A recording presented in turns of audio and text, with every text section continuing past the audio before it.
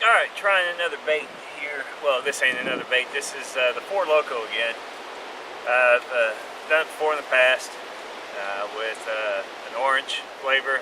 That's usually one I always got. Now I tried that sour apple, and that sour apple was pretty good.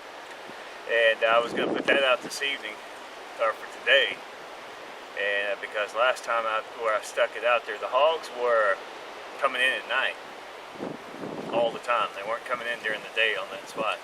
Put that Four Loko out there and they start coming in during the day, so I guess they have their priorities straight.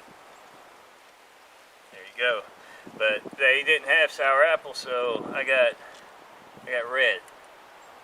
And I asked the person behind the counter, I'm like, what flavor is this? She's like, red.